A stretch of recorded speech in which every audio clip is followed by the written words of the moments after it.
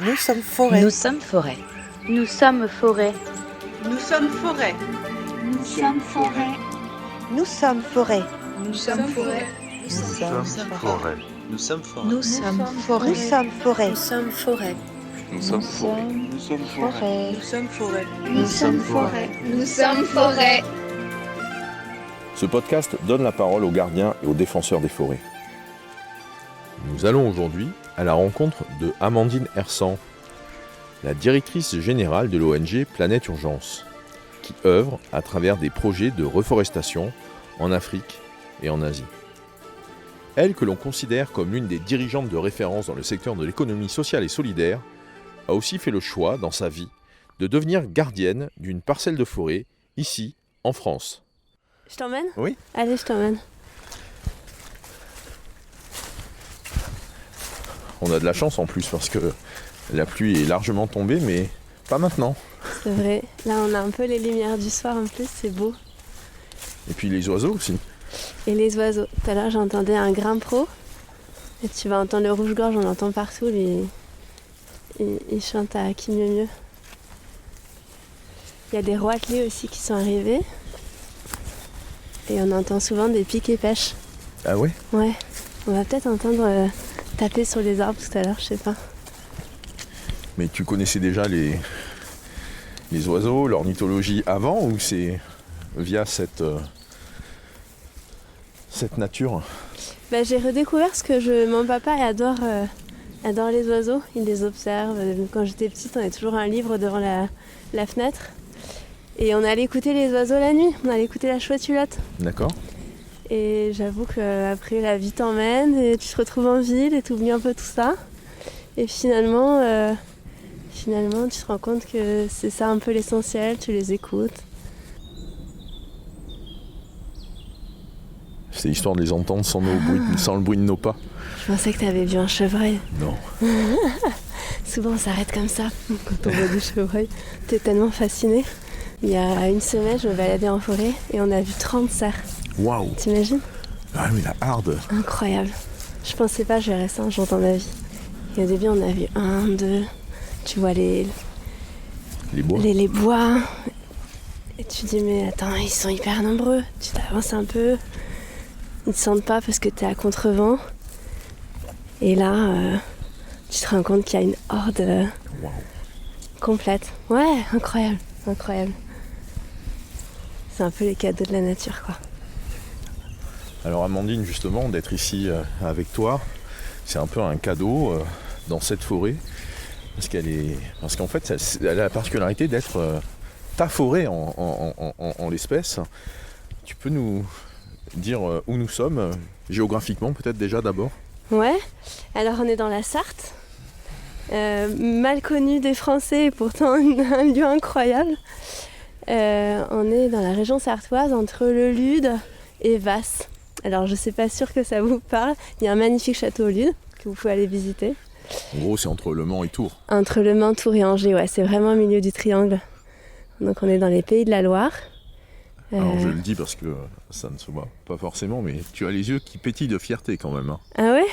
Non, j'adore cet endroit. Je sais pas si je suis fière ou si je suis juste... Heureuse. Heureuse, ouais. Parce que j'ai pas du tout l'impression de... Quand tu disais cette forêt elle t'appartient, mais j'ai pas du tout cette impression-là. Pour moi la forêt, elle était là bien avant moi, elle sera là bien après moi.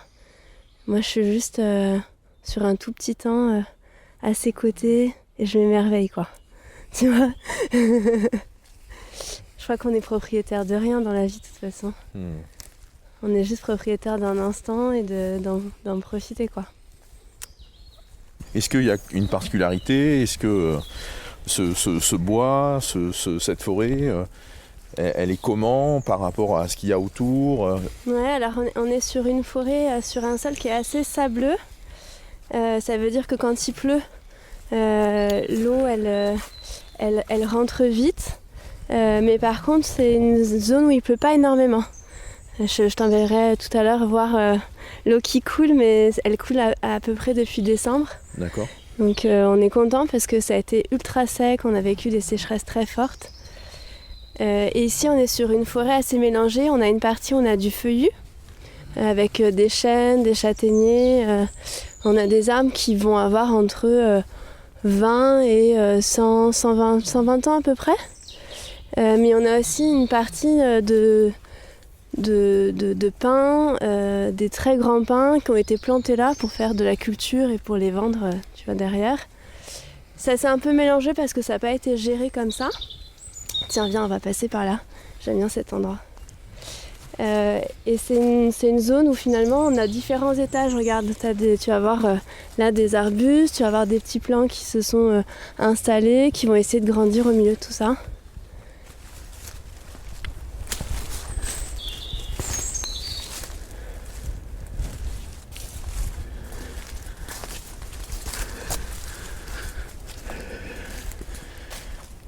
Il y a des vestiges de remblais, de tumulus, de futaies.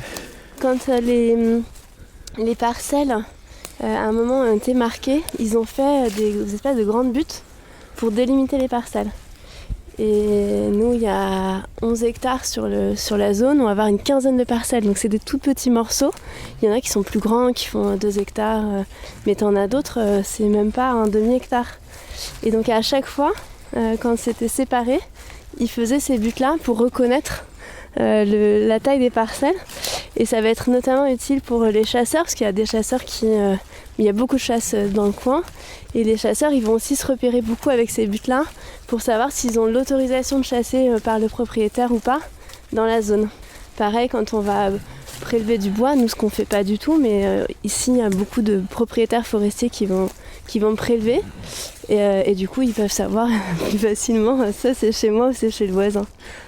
Alors là, tu as précisé quelque chose qui était intéressant, c'est le fait que tu comptais pas prélever du bois, où il n'y avait pas de prélèvement de bois ici. Est-ce que c'est parce que tu es dans une démarche de laisser en libre évolution, ou c'est plutôt parce que entre ta vie parisienne, on va y revenir un petit peu au fur et à mesure de notre balade ensemble, entre ta vie parisienne et ta vie ici, t'en as pas trop le temps? Alors c'est pas une question de temps, parce que quand tu veux avoir une démarche un peu plus commerciale, de rentabilité de ta forêt, souvent tu fais faire à des gens qui vont être des forestiers de métier, etc. Nous c'est plutôt une démarche personnelle où on se dit que cette forêt-là, elle a le droit de vivre par elle-même et qu'on n'est pas forcément là pour la guider. On pourrait faire un peu de sylviculture mélangée à couvert continu. C'est un format de gestion forestière où tu vas accompagner la forêt pour pouvoir prélever régulièrement quelques arbres et surtout laisser de la place pour d'autres pour grandir, etc. Là, pour le coup, c'est plutôt une question de temps et de financement parce que ça nous demanderait d'intervenir un peu plus. Mais en soi, la forêt ici, en tout cas, n'a pas besoin d'être gérée de façon régulière. Il y aura juste quelques prélèvements à faire, tu vois, sur cette zone-là. C'est très dense en pins, par exemple. Ils ont du mal à grandir parce qu'ils sont trop serrés les uns à côté des autres. Donc ils vont faire Ils vont monter, quoi. Ils vont monter vers le ciel, vers le firmament. Exactement, et ils manquent de lumière. Et ils sont sensibles aux coups de vent. Exactement. Donc là, on pourrait gérer un petit peu plus et faire un peu de coupe pour les aider à bien grandir. Nous, ce qu'on a envie de faire surtout, c'est que cette zone, on aimerait bien qu'elle redevienne une zone de feuillus, qui était son état initial. Après, le pin peut rester, mais peut-être en moins grande quantité. Et regarde sur la droite, tu vas avoir plein d'arbres morts. Et ça, nous, on va absolument le laisser, parce que quand tu as des arbres morts, tu vas avoir une multitude de microfaune qui va s'installer. Et c'est très bon pour le sol de laisser aussi l'arbre revenir dans la terre. Vous êtes gardien de 11 hectares de forêt, d'arbres. Comment tu es arrivé ici?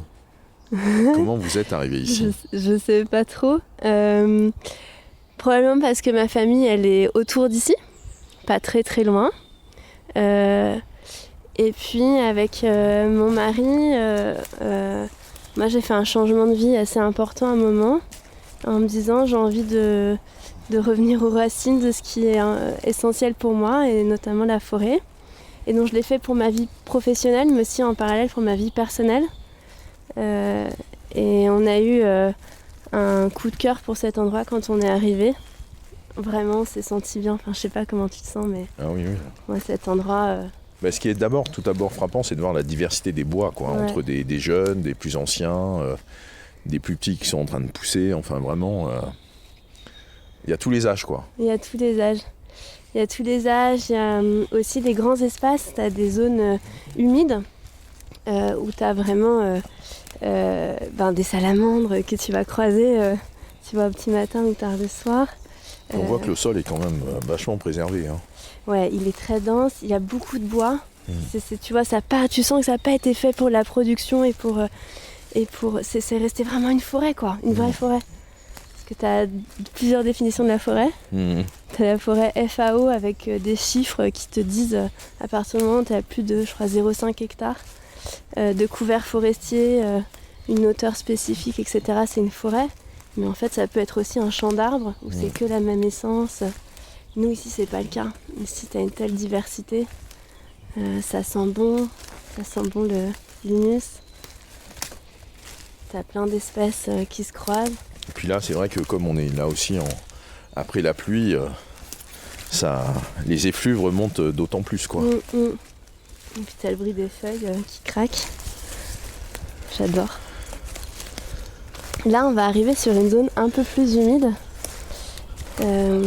Les espèces sont très différentes. On retrouve des orchidées sauvages qui sont assez rares.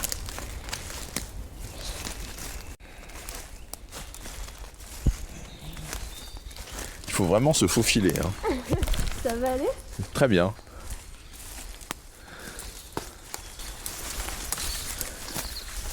Et c'est ça qui est intéressant, c'est qu'en fait, rien n'a été travaillé par l'homme ici. T'as plein d'arbres au sol, t'as de la mousse. Là-dedans, t'as des millions de tardigrades, ces petits oursons d'eau qui doivent faire leur vie. Ce qui est assez rigolo sur cette zone-là, je sais pas ce qui s'est passé spécifiquement, mais t'as plein d'arbres qui sont dédoublés. Oh, regarde là, ils sont à 4 sur le même pied. Donc probablement à un moment, t'as une intervention humaine. Il y a eu des coupes qui ont été faites et puis il y a très longtemps, parce que là, ils sont massifs. Hein. Là, ils ont une bonne centaine d'années. On est sur du chêne surtout, dans cette zone-là. On a beaucoup de mousse aussi, donc tu as des couleurs au petit matin qui sont superbes. Alors peut-être avant qu'on reprenne la marche, tu l'évoquais, il y a une relation vraiment professionnelle et personnelle avec cette forêt. Je t'ai rencontré à Paris en tant que directrice, en tant que responsable d'une ONG qui est impliquée dans de nombreux projets de reforestation à travers le monde, en Amérique latine, en Afrique, en Indonésie. Peux-tu nous en dire plus et aussi le lien que ça fait en toi par rapport à ici ? Alors oui, je suis la dirigeante de Planète Urgence. C'est une ONG qui est bien plus vieille que le fait que j'y travaille. Elle a près de 25 ans. Elle a commencé à intervenir surtout sur du soutien des acteurs locaux qui travaillaient, donc il y avait beaucoup de volontariat et on a toujours aujourd'hui des volontaires qui partent avec nous, notamment des volontaires d'entreprise mais aussi des jeunes. Et cette ONG, elle a fait un gros changement de perspective en 2006 parce qu'il y a eu des tsunamis en Indonésie. C'était une zone sur laquelle l'équipe travaillait. Et en fait, ils avaient beau avoir renforcé les capacités des ONG et travailler avec les humains se sont fait happer par la vague parce que les mangroves avaient été coupées. Et là, ils se sont dit, il n'y a plus de mangroves, donc il n'y a plus d'humains. Ça veut dire qu'il faut qu'on réfléchisse différemment sur nos projets de développement et qu'on intègre vraiment la protection des humains et de leurs écosystèmes. Donc ça a été le début de projets autour de la restauration des mangroves, la restauration des forêts. Aujourd'hui, on est présent effectivement sur les 3 grands bassins, là où c'est urgent d'agir. Et on essaye dans chaque zone d'intervention de recréer le lien entre la forêt et les humains qui y vivent. Parce que ce lien-là, parfois, il est perdu. Parfois, pour des raisons économiques, il va être perdu. Et or, on croit que si on arrive à réconcilier un peu ces deux mondes, on arrivera à avoir des territoires beaucoup plus durables, beaucoup plus adaptés aussi au changement climatique.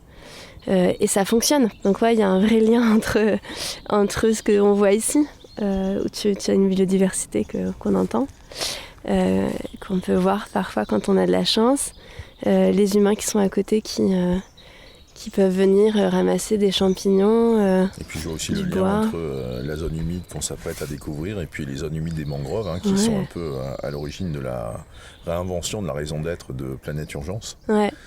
Et par rapport au lien alors qu'il y a entre Planète Urgence, Paris, je me souviens, il y a quelques semaines, lorsque je préparais ce rendez-vous avec toi, j'avais eu l'information que tu étais en Indonésie, en train d'être au plus près de certains chantiers locaux et des équipes locales sur place. Donc, quel lien fais-tu entre ce travail, cet engagement professionnel, et qui est un engagement réel par rapport à la planète, et aussi cette décision, ce choix de s'impliquer, de s'investir ici, dans ces 11 hectares ici dans la Sarthe? Je pense qu'on est tous des hommes, des femmes on est cohérents. Tu vois, si on fait un choix quelque part, il faut que ça nous guide dans tous nos aspects de la vie. Donc pour moi, c'est juste logique. Je me pose même pas la question du lien. Je suis une protectrice des forêts. Je suis une amoureuse de la nature, que ça soit professionnellement ou personnellement. Et j'ai eu la chance d'avoir l'opportunité d'aligner tout ça. Et du coup, je suis émerveillée par ce que je vois au sein d'une mangrove. Là, j'ai croisé des singes nasiques, c'est les singes avec les gros nez, et on fait une étude sur le singe nasique sur une zone où on travaille, parce qu'en fait, il va manger et dormir à des endroits différents. Donc, il faut absolument garder ces corridors de biodiversité. Et puis du coup, ces excréments, les graines, enfin tout ça, quoi. Exactement. Donc là, mon équipe est partie 15 jours avec des experts scientifiques pour pouvoir essayer de comprendre où étaient les zones d'habitation et le statut de l'espèce sur cette zone-là, et essayer de travailler sur des corridors dans le futur dans le projet. Tu vois, quand tu rencontres un singe nasique et t'es juste émerveillé. Je suis tout aussi émerveillée quand j'écoute un roitelet ici. Parce que ça nous rappelle au fait qu'on est une espèce parmi plusieurs millions d'espèces et que chacun a le droit de vivre dignement dans son habitat, et que peut-être que notre rôle humain, c'est pas tant d'utiliser les ressources, d'abîmer parce qu'on se dit qu'on en a besoin, mais peut-être plus juste d'en être les gardiens. Très bien, et alors pendant qu'on va cheminer vers cette zone humide que tu veux nous montrer, nous faire entendre, comment ça se passe pour l'acquisition d'une forêt en France? Alors je t'ai emmené dans les ronces, je suis désolée. C'est pas grave, on va passer au travers. Elles ont bien grandi depuis le mois dernier où je suis passée. Je pense que la pluie leur a donné un peu de peps là. Comment ça se passe? Alors notre intention initiale, c'était de réensauvager un écosystème. Réensauvager un écosystème, on disait on va partir sur... on va passer la partie difficile et on reprend. Donc comment ça se passe quand on veut acquérir une forêt en France? Alors nous, notre parcours, et peut-être qu'il y en a plein de différents, notre parcours, c'est qu'on voulait réensauvager à l'origine une zone qui avait été abîmée avec des pesticides, ou alors une friche industrielle, etc., qui était nue. Et donc notre pari, c'est de se dire on va travailler sur un espace et on va le laisser en fait se réensauvager avec, on appelle ça la régénération naturelle assistée, quand il reste encore une végétation que tu peux réactiver. Donc c'était notre premier objectif. Mais en France, c'est très très difficile d'acheter des terrains nus, parce qu'ils sont destinés en priorité à l'agriculture. Oui, donc préemptés par la SAFER. La SAFER, les organismes exactement. officiels. Tout à fait. Donc on a mis 1 an et demi à chercher, et puis au bout d'1 an et demi, par hasard, on est allé dans une forêt. Et une forêt qui était à visée de rachat pour être productive. Et on s'est dit, mais il y a peut-être aussi quelque chose à faire dans les forêts existantes pour qu'elles restent des forêts naturelles. Et du coup, on a changé le projet Et puis, par hasard, sur le Bon Coin, on avait mis une alerte. Et puis, j'envoie les photos à mon mari. Je dis, tiens, regarde, ça a l'air incroyable. Et quand on y allait, on s'est dit, bon, ben voilà, c'est ici. Et la cabane était déjà là ou vous l'avez construite non, depuis ? c'est une cabane de chasse. Donc, la cabane était déjà là. Et l'étang était aussi déjà là. Donc, en fait, il y avait vraiment un lieu et de nature à conserver, et puis on fait venir des écologues et tout ça. Voilà, ouais, exactement. Et l'autre jour, j'ai croisé un monsieur qui venait avec son panier, et quand il m'a vu, il a pris peur, parce que normalement en France, t'as pas le droit d'aller sur les forêts privées. Il y a quand même la majeure partie des forêts françaises qui sont privées, sur lesquelles t'as pas le droit de te promener. Et donc, il me prend peur, et il me dit je suis désolée, je sais, je devrais pas être là. Je me dis, mais vous savez, la forêt, en fait, elle est à tout le monde. Il y a certains qui sont un peu gardiens, mais si vous êtes respectueux du lieu, si vous venez et que ça vous fait du bien, bienvenue. Et je pense que c'est important que ces forêts elles soient ouvertes. On avance ? Oui.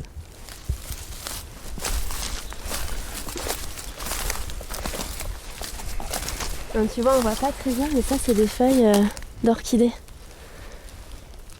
Ça c'est des feuilles d'orchidées. On a un écologue qui est venu ici. Pour répertorier les espèces ? Ouais, pour nous aider à comprendre un peu la dynamique de l'écosystème.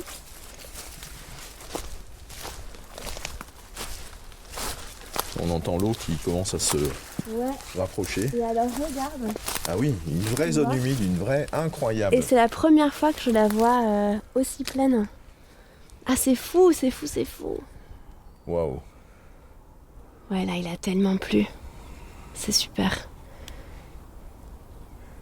Le niveau des sources est encore très bas dans la Sarthe, malgré toutes les pluies qu'il y a eu depuis décembre. Ah oui. Ouais, ça met un temps fou à rentrer dans le sol. Donc il faut s'en réjouir. On a la lune derrière nous qui commence à nous éclairer. Pleine lune en plus. On va bientôt entendre les loups. Et donc là, on arrive, c'est du châtaignier plutôt par ici. Et en France, le châtaignier, il y en a beaucoup qui sont malades, donc tu vois des grosses taches sur les troncs. Et donc ici aussi, ils sont malades. Donc ici aussi, bon, ils sont pas à l'aune de la mort, mais ouais. Et je sais qu'il y en a qui sont en train de réintroduire du châtaignier asiatique. C'est une vraie question pour moi de est-ce qu'il faut réintroduire des espèces qui ne sont pas endémiques. J'étais très défavorable au démarrage en disant les espèces endémiques sont celles qui vont le mieux résister, qui connaissent bien le sol, qui sont bien adaptées, etc. Et en fait, avec le changement climatique, je suis en train de changer d'avis.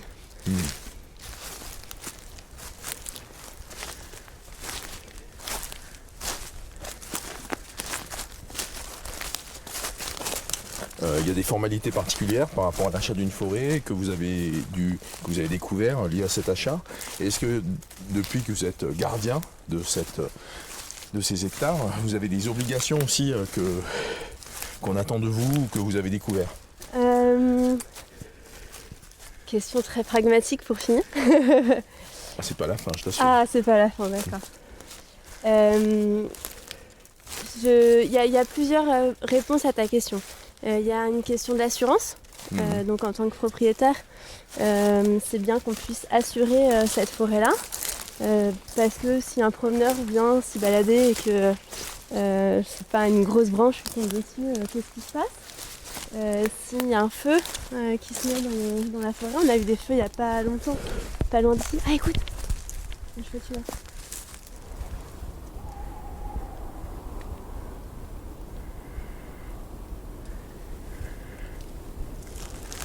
Et t'as vu, tous les autres oiseaux se sont tus, hein.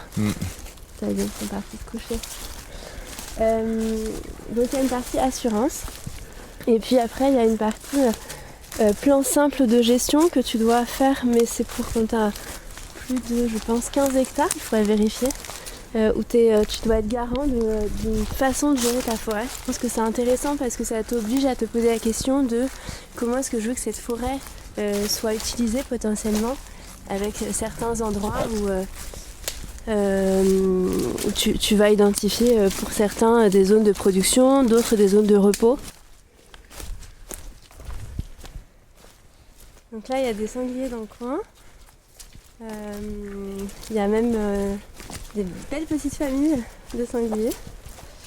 On a mis des caméras la nuit. Ah oui. Et il y a des jolies familles, ouais. C'est assez drôle. J'ai une question là qui, après avoir traversé avec toi une partie de cette forêt, de votre forêt, dont vous êtes les gardiens, c'était très présent dans tes mots sur l'émerveillement. Et donc, en venant ici régulièrement, tu vas nous dire, en tout cas, qu'est-ce qu'il y a eu comme découverte ou comme émerveillement que tu as été à milieu d'imaginer? Les choses vraiment que vous n'imaginiez pas en arrivant ici.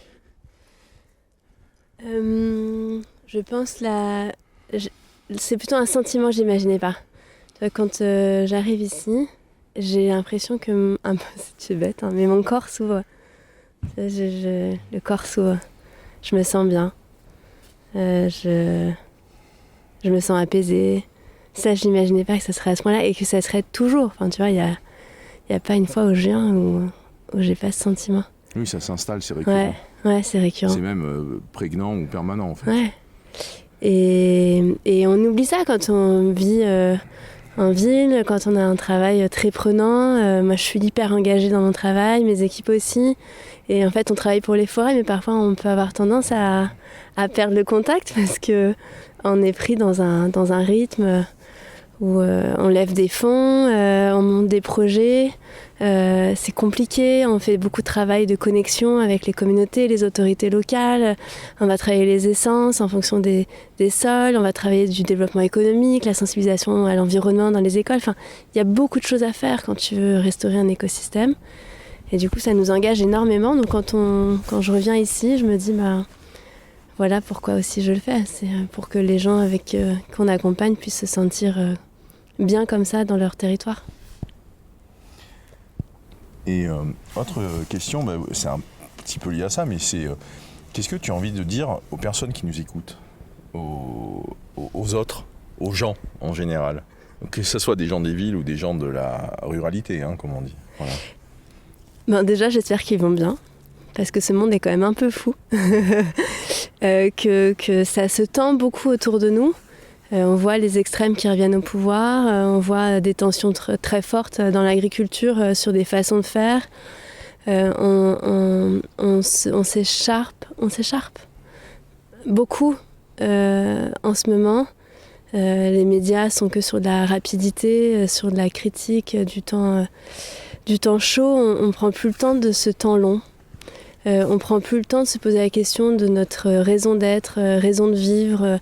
On prend beaucoup moins le temps d'être ensemble, de se questionner sur c'est quoi le monde qu'on a envie d'avoir ensemble. Et on prend moins le temps d'agir pour ce monde. On va peut-être dans la rue, on va sur des temps courts. Mais la question pour moi, elle doit être beaucoup plus profonde pour qu'on aille bien. Et pour que tous ceux qui nous écoutent aillent bien. Je pense que si je dois dire quelque chose, c'est comment est-ce qu'on fait pour aller bien? Comment est-ce que vous avez envie de faire pour aller bien? Qu'est-ce que vous pouvez faire pour aller bien? Et je crois que la forêt est une réelle réponse. Vivre en forêt, soutenir la forêt, restaurer les forêts, conserver les forêts, c'est au cœur des enjeux du monde. 80% de la biodiversité terrestre vit dans les forêts, et notamment dans les forêts tropicales. C'est le 2e puits de carbone. T'as des millions de personnes qui vont chercher leurs médicaments, leur nourriture dans les forêts. C'est au cœur de tous ces enjeux auxquels on est confronté. Tous les défis à venir, la forêt est une partie de la réponse. Et donc du coup, j'ai vraiment envie que chacun, chacune, on se sente forêt. Et on ait envie de la soutenir, on a envie de la voir revivre. Que ce soit ici en France, à travers la protection de nos forêts, une façon différente de les gérer. Et moi, j'ai fait le choix de ne pas avoir de revenus, mais on peut très très bien avoir des bons revenus en gérant une forêt durablement. Donc il y a plein de choses à faire ici en France, mais il y a aussi beaucoup de choses à faire à l'international. Et l'impact sera peut-être démultiplié à l'international. Même je crois qu'il sera démultiplié parce que On est sur des forêts qui sont encore primaires, qui hébergent une biodiversité exceptionnelle, avec des gens qui sont dans des situations de vulnérabilité qui n'ont rien à voir avec ce qu'on vit ici en termes de pauvreté et de changement climatique. Donc il faut aussi qu'on les soutienne. Nous, on a des gens qui nous font des dons, on a des gens qui partent en volontariat pour nous, on a du mécénat de compétences, mais il y a plein d'autres associations qui ont aussi ces besoins-là. Et je pense qu'il faut vraiment les soutenir et pas juste une fois de temps en temps. Je pense qu'il faut que ça devienne quotidien et qu'on pousse nos politiques à ce que ça devienne aussi quotidien. Donc merci pour ces paroles, Amandine. Donc ce que j'ai pu entendre, c'est la dimension un peu l'expérience du temps qu'amène la forêt est quelque part subversive par rapport au temps social qu'on peut nous dicter. Ouais. Ça, c'est une première chose. Et la seconde, en tout cas, tu l'as vraiment dit avec passion, c'est l'engagement. C'est-à-dire que c'est pas, on pourrait évoquer une expression qui est l'engagement de chaque instant, mais c'est en fait l'engagement dans chaque lieu et à chaque endroit. Exactement. Et pendant tout notre parcours de vie. Et des engagements très différents. Tu vois, mon début de vie professionnelle, moi j'ai beaucoup travaillé sur l'insertion sociale, sur l'emploi, sur la santé, sur l'alimentation. J'étais beaucoup dans des bidonvilles et j'avais l'impression d'être au bon endroit. Oui, donc dans ces endroits-là, très difficiles pour les humains, tu as commencé à penser différemment. Mais en fait, je voyais dans les bidonvilles beaucoup d'afflux de population parce que ils n'arrivaient plus à s'alimenter localement, parce qu'il y avait des questions de foncier, parce qu'il y avait eu des enjeux de pollution. Et donc en fait, on faisait grossir la misère humaine parce qu'on n'avait pas travaillé sur les racines qui sont la protection de la planète, la conservation des écosystèmes. Donc j'ai vraiment eu envie de travailler en revenant aux racines. Donc là vraiment on a l'eau qui vient partout là, Ouais. Sous nos pieds, au-dessus de nous et devant nous. Et ici il y a 3 mois, donc là on est face à un petit étang, un demi-hectare. Il y a 3 mois il n'y avait plus rien. C'était à sec. C'était complètement à sec. Les hérons, il y avait une petite mare qui restait et les hérons venaient manger les derniers poissons.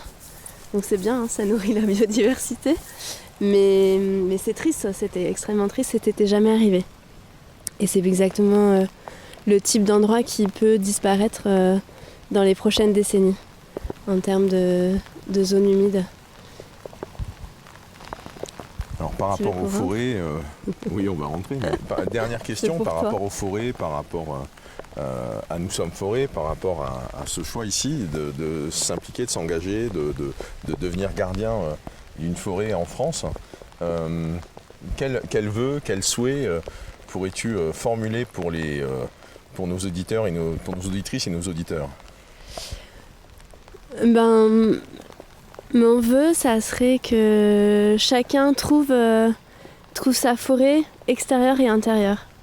Une forêt, c'est pas forcément que des arbres qui font société. C'est aussi un lieu de ressourcement, un lieu d'apaisement. Et je suis persuadée qu'on a besoin de se sentir bien et serein pour pouvoir agir. Si on est toujours dans des questionnements, des incertitudes, chahuté, bousculé. Ouais, on n'arrivera pas à vraiment s'ouvrir à l'autre. Et je crois qu'aujourd'hui, plus que jamais, on n'a pas besoin de construire des murs, on n'a pas besoin de créer de conflits, on a besoin de se rassembler, de coopérer, de collaborer. C'est ce qu'on essaye de faire sur chacun de nos projets. Et c'est ce mon vœu, c'est qu'on arrive tous à le faire autour de nous. Merci Amandine de nous avoir accueillis dans cette forêt, dans ta forêt. Allez, viens, rentre, tu vas te rentrer. Il faudrait que tu me fasses un dernier son. Ouais. Est-ce que tu peux me faire un Nous sommes forêt? Enfin, tu vois, parce que c'est un peu la signature qu'on fait à la fin de chaque épisode. Nous sommes forêt. Que faire maintenant? Vous pouvez avant tout décider de rejoindre et de participer à l'association ou au projet de la personnalité que nous venons de rencontrer. Leurs coordonnées sont incluses dans le descriptif de cet épisode. Vous pouvez également vous abonner pour nous soutenir et partager sur vos réseaux les témoignages de Nous sommes Forêt. Vous pouvez aussi, bien sûr, nous donner des étoiles sur votre plateforme de podcast préférée et favoriser ainsi notre audience. Merci à toutes et à tous de nous avoir écoutés. Je vous donne rendez-vous dans 15 jours pour un nouvel épisode de Nous sommes Forêt.